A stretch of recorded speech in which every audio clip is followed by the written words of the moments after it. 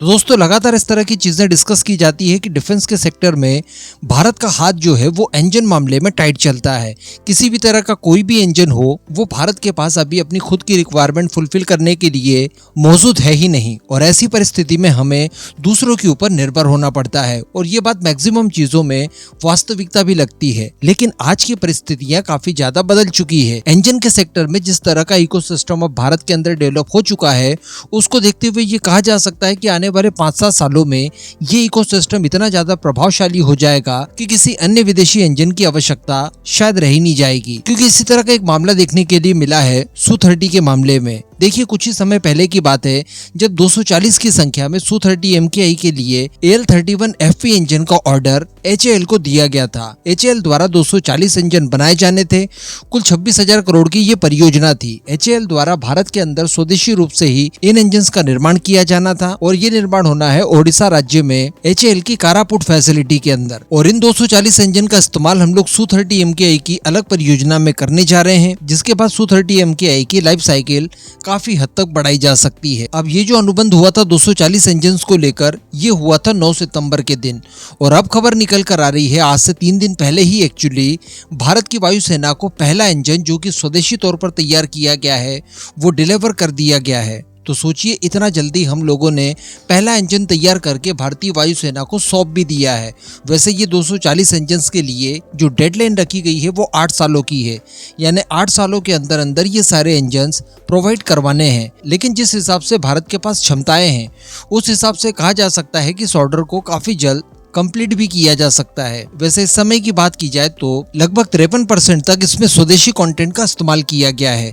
बाकी की चीजों के लिए हम लोगों ने रशिया से इसके अलग अलग पार्ट्स और कलपुर्जे वगैरह इंपोर्ट किए हैं। लेकिन बताया ये जा रहा है कि आखिरी के इंजन के निर्माण तक हम इसमें स्वदेशी कंटेंट की मात्रा को 60% से ऊपर तक बढ़ा देंगे, और केवल बहुत ही ज्यादा जरूरी कंपोनेंट्स को ही रशिया से इंपोर्ट करके इसके निर्माण में इस्तेमाल किया जाएगा। तो अल्टीमेटली ये एक बहुत बड़ी छलांग है, एक बहुत बड़ी खबर है कि भारत द्वारा खुद का स्वदेशी तौर पर बनाया गया पहला इंजन इतना जल्द बनकर तैयार हो चुका है कि उसकी डिलीवरी भी हम लोगों ने भारतीय वायुसेना को कर दी है। HAL के लिए इससे ज्यादा स्वर्णिम समय इंजन के क्षेत्र में दूसरा नहीं हो सकता। ये एक एग्जांपल भी सेट करता है कि अगर भारत के पास बाकी टेस्टिंग फैसिलिटीज वगैरह और प्रॉपर फंड वगैरह हो तो जो कावेरी 2.0 इंजन के बारे में आज मॉर्निंग में हम लोगों ने डिस्कशन किया था, उसको लेकर भी काम समय सीमा से काफी जल्दी पूरा हो सकता है। एंड इन सब के लिए ज्यादा समय वैसे अब लगेगा भी नहीं, क्योंकि मैं आपको पहले भी बता चुका हूं कि भारत के अंदर ही लोकल स्तर पर इन इंजन्स की समस्त टेस्टिंग और इनके सर्टिफिकेशन वगैरह के लिए सारी कुछ फैसिलिटीज भारत में ही स्टैब्लिश की जानी है। और ये सारी कुछ तैयारियां एक्चुअली की जा रही है हमारे नेक्स्ट जनरेशन के इंजन के लिए, जो कि संभवतः हम लोग फ्रांस के साथ अनुबंध करके तैयार करेंगे, जो हमारे एमका और टेडबीएफ जैसे फाइटर जेट में जाने वाला है। तो वो फैसिलिटीज जितनी जल्दी तैयार होंगी उतना ही जल्दी इंजन के क्षेत्र में हमारा काम लगातार बढ़ते जाएगा। इसके साथ साथ जो हमारी रिक्वायरमेंट है ये भी हम लोग जानते हैं कि काफी बड़ी है। आगे पीछे मिलाकर सभी तरह के इंजन्स की अगर हम लोग काउंटिंग करें तो शुरुआत में आने वाले 10 सालों के अंदर ही हमें कम से कम 1500 इंजन्स की आवश्यकता पड़ सकती है।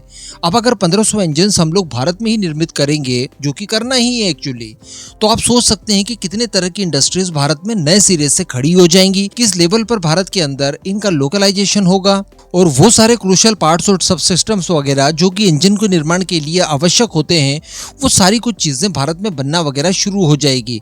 आज की भी बात की जाए तो कई सारी फॉरेन कंपनीज भारत की अलग अलग कंपनीज से इंजन निर्माण के लिए कई सारे पार्ट्स और सब सिस्टम्स वगैरह तैयार करवाकर फिर उन्हें इंपोर्ट करती है। लेकिन ये रेशियो काफी कम है, ये इन फ्यूचर बहुत ज्यादा बढ़ जाएगा डोमेस्टिक रिक्वायरमेंट को फुलफिल करने के लिए। अब इस पूरे मुद्दे पर दोस्तों आपका क्या मानना है, नीचे कमेंट करके जरूर बताइएगा।